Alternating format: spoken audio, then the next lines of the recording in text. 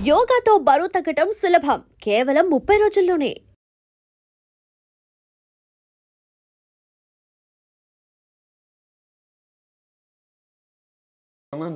చాలా బాగున్నారు, చాలా స్టిఫ్ గా ఉన్నారు.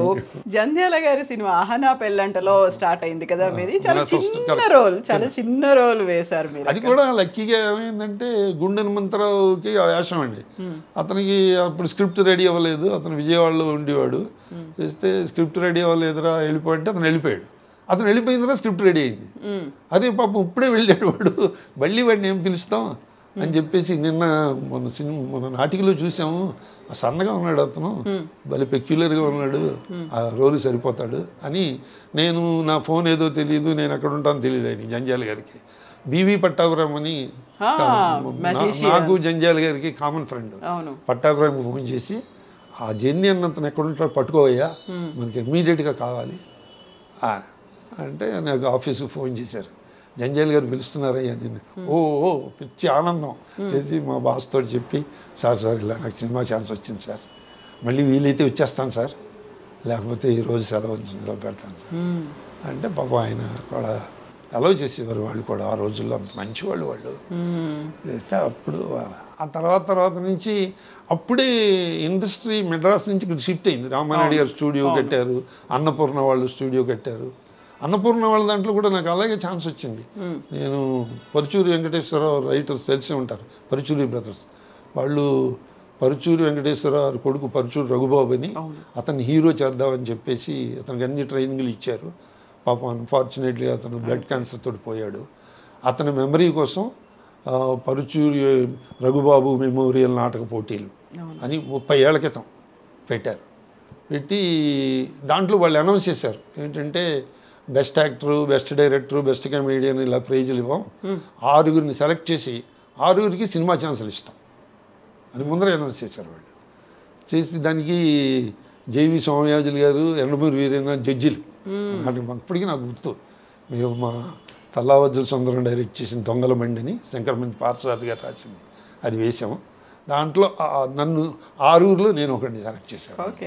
సెలెక్ట్ చేసి అప్పుడే కర్తవ్యం డైరెక్టర్ మోహన్ గాంధీ గారు, విజయశాంతి ఆయన ప్రాణదాతని నాగేశ్వరరావు గారితో సినిమా చేస్తున్నారు గుడ్లవల్లియర్లో. దాంట్లో కామెడీ ట్రాక్లో బ్రహ్మానందం మామగారిలో నన్ను పెట్టి, నేను ఒక 4-5 రోజులు సెలవు పెట్టుకోగలవా అది అన్నారు. పర్లేదు సార్, కింద మీద పడతాను ఇది అంటే అన్నప్పుడు పరుచూరి వెంకటేశ్వరరావు రికమెండ్ చేసి తీసుకెళ్ళి నాకు ఆ వేషం ఇచ్చాడు. ఆ వేషంలో పెద్ద సినిమా హిట్ అవ్వకపోయినా పెద్దవాళ్ళందరితో పరిచయం అయింది. పెద్దవాళ్ళ ముందర వీడెవడో టిపికల్గా ఉన్నాడరా, బాగా చేస్తున్నాడరా అనిపించుకుని దానివల్ల నాకు ఇంకో 50 సినిమాలు వచ్చాయి. కాకుంటే ఒక మామగారిగా అంటే పెద్ద రోలే ప్లే చేశారు అక్కడ మీరు. పెద్ద రోలు బ్రహ్మానందం మామగారు. అవును కదా, కాంబినేషన్ నేను బ్రహ్మానందం బాబు మోహన్ ముగ్గురు కాంబినేషన్ బ్యూటిఫుల్. అంటే మా నాటకంలో కాన్సెప్ట్ సీనే తీసుకుని పరుచూరి వెంకటేశ్వరరావు దాన్ని స్క్రీన్కి మోల్డ్ చేశాడు. మా రైటర్ దగ్గర పర్మిషన్ తీసుకుని ఆయన చేశాడు. ఆ విధంగా మోహన్ గాంధీ గారు పరిచయం అయ్యారు. దాంతో ఆ సినిమాలు ప్లస్ నాగేశ్వరరావు గారితో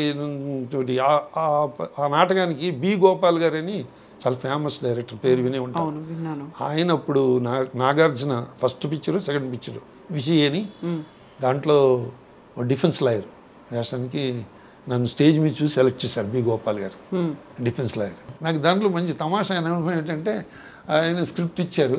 స్క్రిప్ట్ ఇస్తే నేను నాటకం పోర్షన్లో తెల్లగైతే మీద రాసేసుకుంటున్నాను, కంఠస్థం పెట్టేద్దామని. అలవాటు కదా, అక్కడికి వెళ్ళినా బుద్ధి పోదు కదా. అంటే అసిస్టెంట్ డైరెక్టర్ వచ్చి ఎంతవరకు వచ్చిందండి పోర్షన్, కొత్త వాళ్ళని కొంచెం అడవడి చేస్తారు కదా వాళ్ళు, ఎంతవరకు వచ్చిందండి మీకు పోర్షన్ అంటే ఇదో రాసుకుంటున్నానండి, రెడీ అయిపోతానండి. మళ్ళీ ఇది కాసేపటికి ఉండి వచ్చి ఎంతవరకు వచ్చిందండి అంటూ ఉండేవాడు. మొత్తానికి కంఠస్థం పెట్టేశానండి అంతాను చేసి. ఆ జయసుధ గారి డైలాగ్ మీరు చెప్పండి, మాకు ఫస్ట్ డైలాగ్ చెప్తే కానీ సెకండ్ డైలాగ్ రాదు అంటే నేను ఆవిడ ఏదో మర్డర్ జరిగిందని, ఆవిడ జైలు సూపరింటెండెంట్, మర్డర్ జరిగిందంటే డ్యూటీలో ఉండగా అక్కడి నుంచి వచ్చేస్తుంది. వచ్చేస్తే నేను డిఫెన్స్ లాయర్ని ఇన్వెస్టిగేట్ చేస్తూ ఆవిడ్ని మీరు డ్యూటీ చేస్తూ ఎందుకు వచ్చారని అడిగితే గజేంద్రుడు ప్రాణ సంరక్షార్థం విష్ణుమూర్తి ఎందుకు వచ్చాడు, నేను అలా వచ్చాను ఆవిడ డైలాగ్. అదైన వెంటనే కోర్టులో భగవంతుడు ప్రసక్తి అనవసరం అంటే నేను ఈ అసిస్టెంట్ డైరెక్టర్ని చదవమన్నాను. ఆవిడ డైలాగు గజేంద్ర ప్రాణ సంరక్షణ నోరు తిరగటం లేదు ఆయనకి. చూసుకోండి అని వెళ్ళిపోతున్నాడు. ఇది గోపాల్ గారు చూశారు. చూసి వీడు ఏదో ఇబ్బంది పెడుతున్నాడు కొత్త కుర్రాడిని అని చెప్పి వచ్చి ఏంటండి ప్రాబ్లం అని. అప్పుడు చెప్పకూడదని కూడా నాకు తెలియదు, ఇలాంటి చెప్పకూడదు అంటే చెప్పేశా. చెప్తే వాడిని పిలిచి అసిస్టెంట్ డైరెక్టర్ని పిలిచి ఇది ఆ డైలాగు ఆ జేసు డైలాగ్ నుంచి తర్వాత డైలాగ్ ఏం చెప్తారు అంటే నాకు పని ఉందండి. పని లేదు ఏం లేదు డైలాగ్ చెప్పు. కొత్త కుర్రాళ్ళని ఎప్పుడు ఇబ్బంది పెట్టకూడదు, వాళ్ళని ధైర్యం ఇవ్వాలి వాళ్ళకి, మనం అది నేర్చుకో. ఆ తర్వాత అతను మంచి పెద్ద డైరెక్టర్ అయ్యాడు, అసిస్టెంట్ డైరెక్టర్. జొన్నలగడ్డ శ్రీనివాస్ పేరు మర్చిపోయాను, సరిగ్గా గుర్తులేదు. అతను నన్ను 4-5 పిక్చర్లు వేషాలు ఇచ్చి అప్పుడు చెప్తూ ఉండేవాడు అందరికి. ఫస్ట్ డైరెక్టర్ చేతి తిట్టించింది ఈయన తిట్టించింది నన్ను, అందుకని నేను వేషం ఇస్తున్నాను అనేవాడు. ఈవి సత్యనారాయణ కూడా మా నాటకాలు అలాగే చూసేవాడు. జంజాల గారు అసిస్టెంట్ కదా, మమ్మల్ని ప్రాక్టికల్గా చూస్తూ ఉండేవాడు. స్టేజ్ మీద చూస్తూ ఉండేవాడు, స్క్రీన్ మీద చూస్తూ. ఈవి సత్యనారాయణ పిక్చర్లు అన్నీ వేశాను నేను. అలా అదృష్టం బాగుండేది. వీళ్ళు ఏంటంటే స్టూడియో ఇక్కడ కట్టిన వాళ్ళని లోకల్ టాలెంట్ని ఎంకరేజ్ చేసేవారు. అదే చిన్న చిన్న వేషాలు ఉన్నాయనుకోండి, మెడ్రాస్ నుంచి పిలిపిస్తే వాళ్ళకి లాడ్జింగ్ బోర్జింగు వాళ్ళకి ఖర్చులు ఇవన్నీ ఉంటాయి కదా. లోకల్ టాలెంట్ కాబట్టి మాకు నాన్ ట్యాక్సిబుల్ ఇన్కమ్, వాళ్ళు ఏమిస్తే నాటకాలకి ఖర్చు పెట్టేవాళ్ళు. అందుకని మమ్మల్ని బాగా ఎంకరేజ్ చేసేవారు, చాలా టెరిఫిక్గా ఎంకరేజ్ చేసేవారు. మీరు చేసినవన్నీ 1 డే రోల్స్ లేకుంటే అప్పటికప్పుడు అయిపోయేలా ఉండేది? ఒక రోజు చేసేసి ఆ టైంలో నేను వచ్చేస్తాను సార్, ఇప్పుడే వస్తాను, బయటికి వెళ్ళి వస్తాను. దాసనారాయణరావు గారు సూర్యగాడు అనే సినిమాలో నేను, ఆయనేమో ప్యూను, మా క్లబ్ సెక్రటరీ నేను. అయితే ఆ రోజు సాయంత్రం అంతా క్లబ్ యానివర్సరీ అంతా ఉపన్యాసం అంతా నాదే సూర్యగాడి గురించి చెప్తా. సూర్యగాడి సినిమా బాగా హిట్ అయింది. కొడుకు మీద కేసు వేస్తాడు తండ్రి. అంటే నేను ఆఫీస్ నుంచి మౌలాలి నుంచి స్కూటర్ వేసుకుని రామానాయుడు గారు 5ంటికి ఆఫీస్ అవుతుందండి, అక్కడి నుంచి 5:45కి వెళ్ళాను. ఏంటి జని ఇప్పుడు వచ్చావు, అంత లైటింగ్ హీటింగ్ అంతా అరేంజ్ చేసేసుకున్నాం, ఇది అది అంటే 5 నిమిషాల్లో రెడీ అయిపోతానండి నేను. 5 నిమిషాలా టూ మచ్ లేదండి, 4:30 నిమిషాల్లో అయిపోతానండి. ఈ స్పాంటినిటీ కావాలయ్యా, నువ్వేం కంగారు పడకు, చాలా టైం ఉంది, టిఫిన్ తిని మేకప్ చేయించుకుని ఈ లోపల చాలా షాట్లు ఉన్నాయి, నేను కంగారు పడకు, పోర్షన్ చూసుకో. అంత బాగా ఎంకరేజ్ చేసేవారు, అంత సౌహృదయం. ఒకసారి దాసనారాయణరావు గారు అందరికీ కాళ్ళకి, ఆయన పుట్టినరోజు, ఆయన బాలకృష్ణ గారు పిక్చర్ ఏదో అంటే కాళ్ళకి దండం పెడుతున్నారు. నేను దండం పెట్టకుండా వెళ్ళిపోయా. ఎలా చూశారు, మళ్ళీ వెనక్కి వచ్చి ఎందుకు దండం పెట్టలేదంటే, నాకంటే చిన్నవారండి మీరు, ఆయుష్ క్షీణం, మీకు దండం పెట్టకూడదు. నీ దుంపదగా, నాకంటే పెద్దవాడి వారు, అలా కనిపించట్లేదు. ఇవన్నీ చెప్పుకుంటే మధుర స్మృతులమ్మా, నిజంగా నిజంగా. ఓసారి బాబు గారి పిక్చర్లో అది మిస్టర్ పెళ్ళం, అయితే నేను సేల్స్ బొంబే నుంచి వస్తాను, సేల్స్ మీద ఉపన్యాసం, హీరోయిన్ గాలి తీసేస్తుంది నాకు. అవును, ఆ బోర్డు మీటింగ్ లో మీరు అన్ని మాట్లాడతారు సేల్స్ గురించి.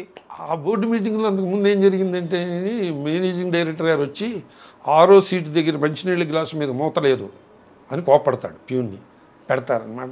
అంటే అన్ని సునిశ్చితంగా అబ్జర్వ్ చేశారు అని చెప్పి ఎస్టాబ్లిష్ చేశారు. చేసేటికి 6వ సీట్ నాదే.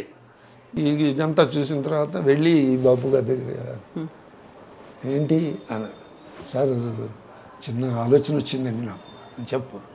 ఆ అమ్మాయి నాకు నీళ్లు తాపించింది కదండి, నన్ను నా ప్రపోజల్స్ అన్నిటికీ నో చెప్పి నీళ్లు తాపించింది కదా. ఈ 6వ గ్లాస్ మీద మూత లేదని ఆల్రెడీ ఎస్టాబ్లిష్ చేశారు కదా, ఈ గ్లాసులో నీళ్ళు గడగడగడ తాగేస్తా సార్, నీళ్లు తాపించిందని సెన్స్ వస్తుంది సార్, అని చెయ్యాలని ఉందండి అన్న.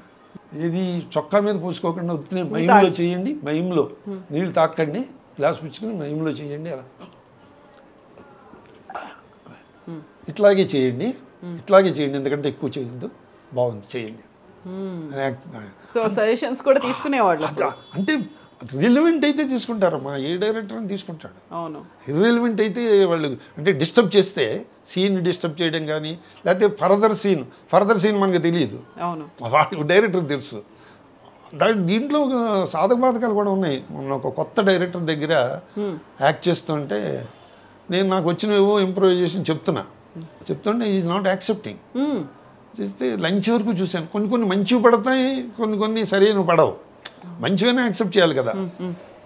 నాకు కొంచెం బాధేసి లంచ్ టైంలో ఆయన భోజనం చేస్తుంటే పక్కకి వెళ్ళి, సార్ నేను క్యారెక్టర్ని అర్థం చేసుకోలేదా, లేకపోతే నేను సరిగ్గా ట్రాక్లో లేనా, నాకు ఎందుకు యాక్సెప్ట్ చేయటం లేదు సార్, మీరు చెప్తే నేను సెటరైట్ అవుతానండి అని చాలా పొలైట్గా, సిన్సియర్గా, ఆనెస్ట్గా అడిగితే ఆయన అన్నారు, ప్రొడ్యూసర్లు వచ్చి కూర్చున్నారండి అక్కడ, మీరు ఏది చెప్తే అది నేను యాక్సెప్ట్ చేస్తే నాకేం సరుకు లేదనుకుంటారు, వాళ్ళు భోజనం చేసి వెళ్ళిపోయారు, మధ్యాహ్నం రెచ్చిపోయి చాలా సిన్సియర్గా చెప్పాడు ఆయన.